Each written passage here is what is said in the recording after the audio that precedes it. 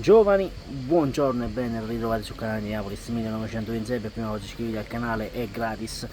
Signori, giornata di festa è lunedì, innanzitutto buon inizio settimana a tutti e ci sono aggiornamenti molto importanti per quanto riguarda il Paris Saint-Germain ed Osimhen, perché si potrebbe quasi dire che la trattativa si sia raffreddata. Però mi raccomando, innanzitutto il tasto like e il commento, perché voglio sapere la vostra su questa operazione di mercato che potrebbe a questo punto far rimanere anche Victor Osimhen a Napoli, perché ora andiamo a leggere quello che dice Loic Tanzi dell'Equipe, che dice: la trattativa per Victor Osimhen si è raffreddata perché nelle ultime ore né Ramos e né Kolo Muani sono vicini alla partenza. Cosa avevo detto io? Che se il Paris Saint-Germain non riusciva a vendere diversi giocatori, fra cui Kolo Muani, il Paris Saint-Germain non avrebbe mai potuto prendere Victor Osimhen, perché non ha posto per andarsi a prendere Victor Osimhen, ragazzi. Quindi in queste ore la trattativa si è raffreddata e attenzione, perché fra poco il campionato inizia e quello che a me mi interessa è avere una squadra pronta per Castel di Sangro, perché a Castel di Sangro ritorneranno tutti quelli che hanno giocato gli europei e quindi il Napoli si andrà a completare.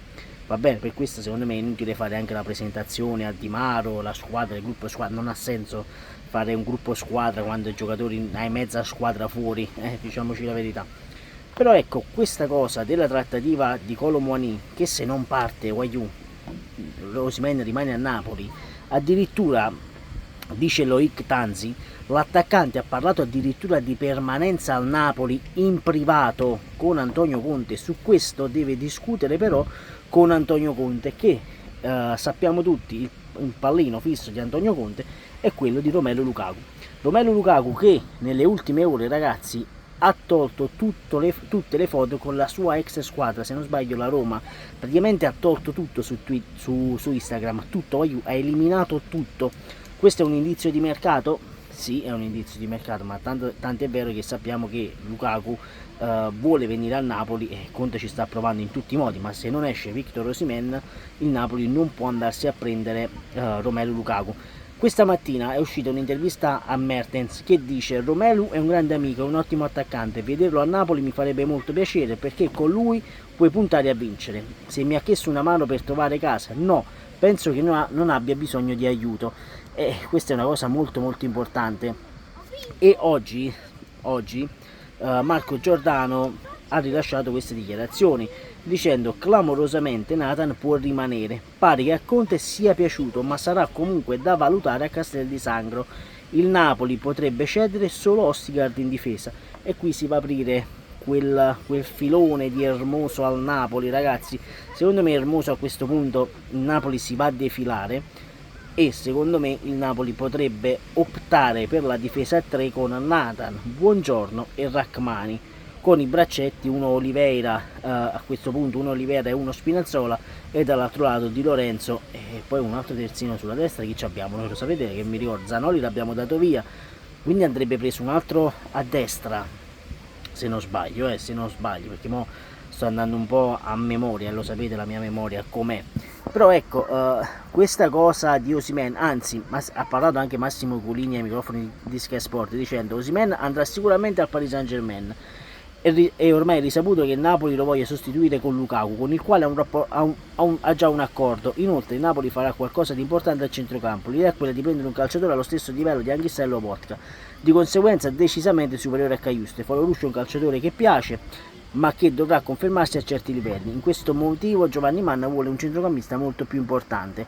E lui dice: di sicuro Osimhen andrà via di qua. Sì, ma se il Paris Saint-Germain non riesce a mettere in uscita alla porta sia Ramos e sia Guaiù, Kolo Muani si era parlato dell'Atletico Madrid e io vi dissi: volete vedere che Morata poi va a sbloccare il calciomercato europeo, perché se Morata va al Milan, e Morata è un nuovo giocatore del Milan, il Milan che sta facendo una bella squadra come il Como, perché poi non vi preoccupate, le andremo ad analizzare meglio queste squadre, non vi preoccupate, più avanti quando andremo più là.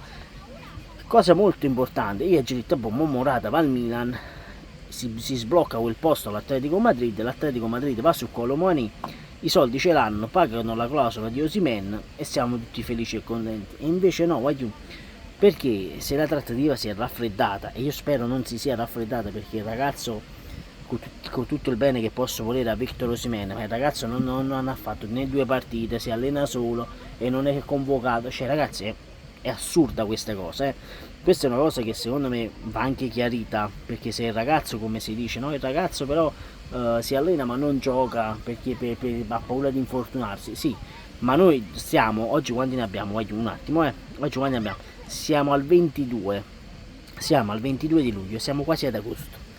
Ora riparte, ora ieri è stato l'ultimo giorno di Maro, ora si arriverà a Castel di Sangro, dove arriveranno, come già detto, i giocatori che hanno fatto l'Europeo. Una cosa che mi hanno fatto notare, in molti mi hanno detto: ma come Neaulis, ma perché Bellingham, che gioca nel Real Madrid, si è già messo a disposizione di Carlo Ancelotti? E io l'ho detto: ragazzi, ci sono giocatori e giocatori, ci sono giocatori buoni e giocatori di merda, i giocatori del Napoli si vogliono fare vacanze, pensano un po' ai cazzi loro. Bellingham, che pensa a diventare uno dei più forti al mondo, se ne è fottuto delle vacanze ed è tornato prima a Madrid per farsi la preparazione estiva. Questa è mentalità, è pura mentalità da parte dei giocatori, questo lo possiamo dire tranquillamente.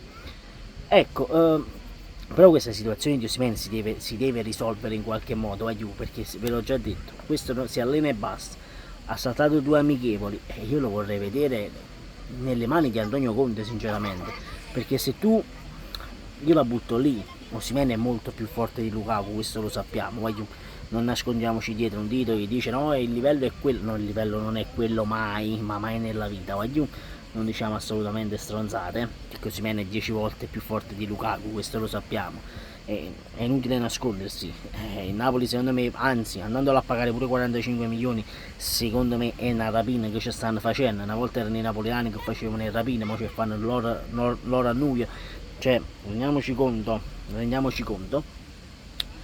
Ecco, io però vorrei vedere Osimhen nelle mani di Antonio Conte, sinceramente, vorrei proprio vederlo, Victor Osimhen nelle mani di Conte, perché se questo poi fa una stagione mostruosa, e di sicuro che Conte la farà la stagione mostruosa, non prendiamoci per il culo ragazzi, proprio per il gioco che fa Conte. L'abbiamo visto con Lukaku, l'ha fatto ritornare a dei livelli altissimi, incredibili, no?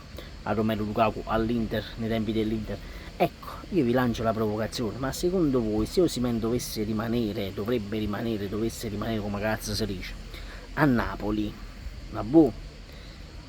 il Napoli a questo punto, se rimane Osimhen, io lo butto pure per la lotta a scudetto a questo punto, no? Comunque fatemi sapere voi cosa ne pensate qui sotto nei commenti, sempre e comunque forza Napoli, ciao.